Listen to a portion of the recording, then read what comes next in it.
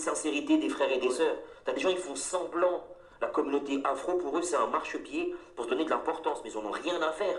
Ouais, ça c'est vrai. Il y en a, ils font semblant, mais quand t'es dans les coulisses, t'es dégoûté du nombre de frères et de sœurs qui font semblant. Eux, en fait, ce qu'ils veulent, c'est juste exister. C'est pas le bien-être des frères et des sœurs qui sont derrière, qui sont dans l'anonymat, pour les aider. C'est pas ça leur objectif. Leur objectif, c'est eux, leur poche. Blaf, bonjour, Africains, Africaines, Afrodescendants, Afrodescendantes, je vous salue. Comment allez-vous? J'espère que vous êtes en bonne santé, j'espère que vous êtes heureux à la seconde où on parle. Si vous n'étiez pas heureux avant de m'écouter, eh ben, vous le serez encore moins après. Non, je plaisante. Non, j'espère que vous êtes bien. On va essayer de passer un moment ensemble. Alors, je sais que ce ne sont pas des sujets faciles. Je sais bien, mais je crois que c'est dans la vérité qu'on avance. On ne peut pas toujours être dans la joie, la bonne humeur. C'est-à-dire, on ne peut pas toujours parler de choses qui font rire, qui font... voilà. Donc, c'est pour ça que je vous demande toujours est-ce que ça va en début de conversation. Parce que je sais que les 10 minutes, là... pendant lesquelles on va se dire des choses, je sais que ce ne sont pas des sujets faciles. Donc, en tout cas, j'espère que vous allez bien. Malheureusement, nous devons aborder un sujet qui me tient à cœur, parce que ça a des conséquences catastrophiques sur nous tous. Ce sont ces afrodescendants qui ne tolèrent pas, qui n'assument pas et qui ne veulent pas de leur africanité ou de leur négritude. Ils sont sur toute l'échelle sociale, ils constituent une catégorie de gens parmi nous. Ce sont des gens qui, au quotidien, par exemple, vont vous jalouser, vous mépriser. Ce sont ces afrodescendants qui sont parmi vos familles, vos amis, par exemple, qui sont en compétition contre vous. En réalité, cette compétition, elle a des origines raciales. C'est-à-dire qu'ils ne tolèrent pas qu'un afrodescendant puisse être dans le succès, puisse être dans la beauté, puisse être dans la réussite. Voilà le sens de cette compétition, de ces jalousies qu'on voit dans les familles et parmi nos amis ou parmi nos collègues au travail, etc. Nous sommes en continu agressés par des afrodescendants sur toute l'échelle sociale qui sont malheureusement, les imposteurs. Ce sont eux qui défendent le racisme à l'intérieur de nos communautés. C'est malheureux ce que je vous dis, mais c'est la triste vérité. Ce sont eux qui, à l'intérieur de nos communautés, au sein des masses populaires, sur toute l'échelle sociale, ce sont eux qui, au quotidien, si vous voulez, ils font attention à ce que l'ensemble des afrodescendants soient dans les pires difficultés. Pourquoi je vous dis ça? C'est parce que nous avons l'habitude d'observer ce que les autres nous font. On est au courant de la colonisation, de l'esclavage, etc., etc. On sait très bien ce qu'en 2024 font les pays occidentaux en Afrique, mais aussi au sein du monde noir. On connaît tout ça, on a compris. Alors il faut combattre, etc., il n'y a pas de problème. Mais on oublie trop souvent que parmi nous, sur toute l'échelle sociale, nous avons des imposteurs, des traîtres, qui, eux, des collabos, si vous voulez, ils collaborent avec le système. Et une des façons qu'ils utilisent pour complètement diviser le monde noir, c'est d'utiliser au sein des masses populaires, des gens, encore une fois, au sein de nos familles, parmi nos amis, ils utilisent la jalousie et la compétition vis-à-vis des autres afrodescendants.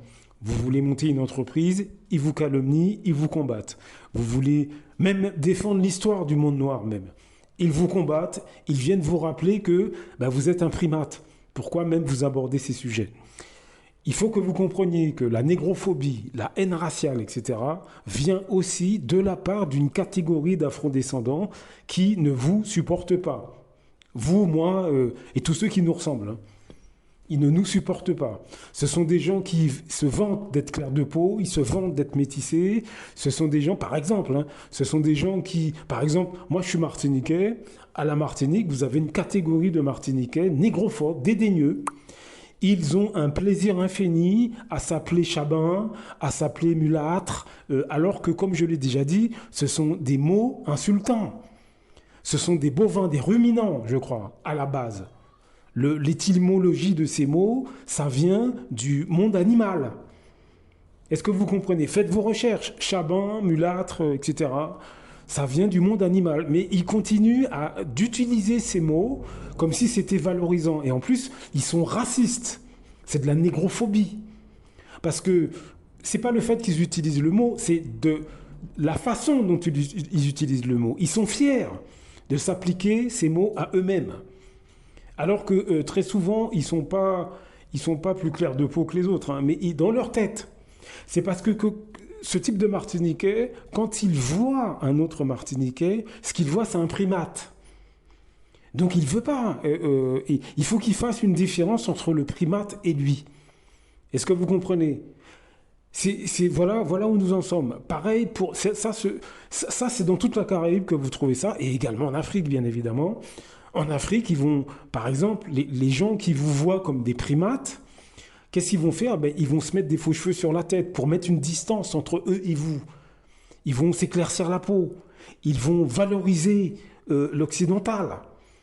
Est-ce que vous comprenez ? Nous avons des gens parmi nous, sur toute l'échelle sociale, c'est une catégorie de personnes, hein, qui applaudissent la négrophobie, le racisme au sein de nos familles, parmi nos groupes d'amis, parmi nos sociétés, etc., etc. Lorsqu'on creuse, lorsqu'on observe ces personnes, on constate que dans leur tête, l'intelligence, la beauté, etc., c'est le monde occidental. La bêtise, la laideur, c'est le monde africain. Voilà le profil réel de ces personnes. Vous retrouvez ces personnes sur toute l'échelle sociale. Ils sont ingénieurs comme ils pourraient être ouvriers, pareil, hein. Je veux dire, le niveau d'études ne change rien dans la tête de ces personnes. Pourquoi ? Parce que c'est un trouble mental. C'est un trouble mental. Ces gens sont déséquilibrés, ces gens doivent être soignés et on doit se pencher sur cette maladie parce que c'est une maladie mentale. Le problème, c'est que ces personnes se comportent de manière différente en fonction de la situation. C'est-à-dire qu'elles sont profondément anti-race noire, profondément négrophobes, mais quand elles sont parmi nous, elles écoutent du jazz, du reggae, du zouk et elles cuisinent nos plats. Elles se coiffent comme nous, hommes comme femmes, hein, ils ont les mêmes coupes et les mêmes coiffures. Elles s'habillent comme nous, elles vont dans les mêmes endroits, ces personnes. Donc on a l'impression qu'elles sont comme nous, donc on ne se rend pas compte. On ne se rend pas compte de leur négrophobie et de leur dédain racial vis-à-vis de la négritude ou de l'africanité. On s'en rend compte uniquement quand vous passez un concours, vous achetez une nouvelle voiture, etc. À ce moment-là, elles deviennent jalouses. Mais c'est une jalousie qui est dirigée uniquement vis-à-vis de leurs semblables, pas vis-à-vis des membres des autres communautés. Est-ce que vous comprenez ? Voilà les personnes que nous avons parmi nous sur toute l'échelle sociale. Ce sont des gens qui, par exemple, quand ils habitent dans un quartier, ils vont se méfier des afrodescendants et ils vont plus se diriger vis-à-vis des autres habitants de ce même quartier, par exemple. Ils vont aller voir des Européens, des Arabes, etc. Mais par contre, les afrodescendants, ils vont s'en méfier. Est-ce que vous comprenez ? C'est-à-dire que chez les afrodescendants, ils vont faire l'amalgame entre les bons et les mauvais.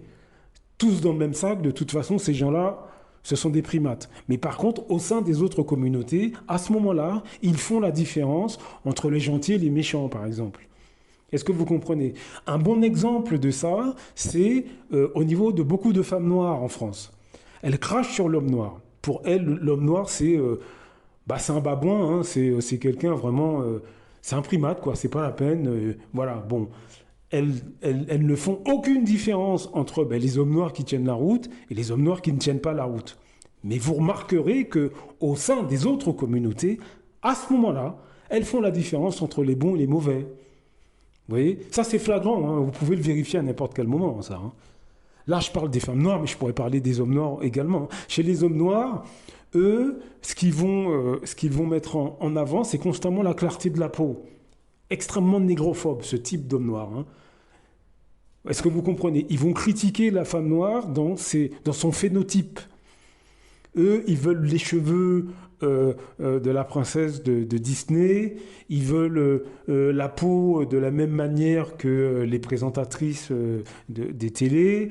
Voilà le type de personnes que nous avons parmi nous qui nous causent beaucoup de dégâts.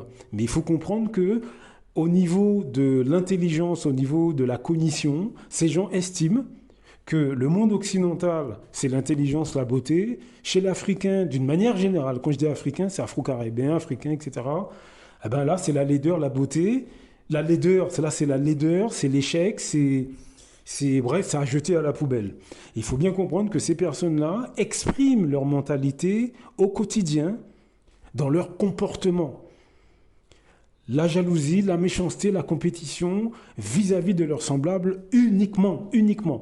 Je suis martiniquais, à la Martinique, vous avez une catégorie de Martiniquais qui font la guerre au quotidien à leurs compatriotes, dans les boulots, dans les rues. Vous les voyez, hein, dans les rues, c'est toutes les incivilités possibles et imaginables. C'est de la négrophobie, du mépris de sa race, en fait. Parce qu'ils ne font pas ça avec les étrangers installés chez nous. Ils ne le font pas, ça. Là, ils sont respectueux, ils sont polis. Est-ce que vous comprenez? Mais dans le quotidien, vous arrivez dans une administration, l'employé vous parle à peine, hein, ou vous parle avec mépris. Ça, c'est de la négrophobie, du racisme. Mais il ne va pas vous dire j'aime pas ta tête.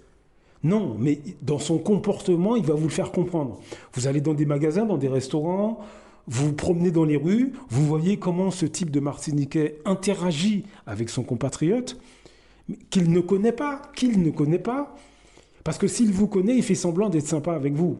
S'il vous connaît, mais il faut qu'il vous connaisse. S'il ne vous connaît pas, vous êtes un primate et il vous méprise. Il faut voir comment cette catégorie de Martiniquais à la Martinique traite son compatriote qu'il ne connaît pas. Je veux dire, vous êtes sur la route, vous faites une petite erreur de conduite, il s'arrête, il vous coupe la tête. Hein. Il n'y a pas de problème.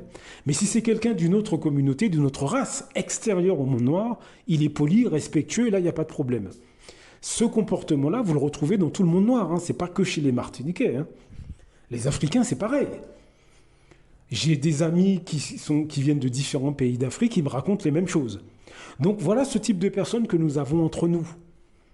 Ils sont parmi nous, parmi nos familles, nos amis, ils sont en masse au sein des masses populaires et ce sont les préférés du système en France.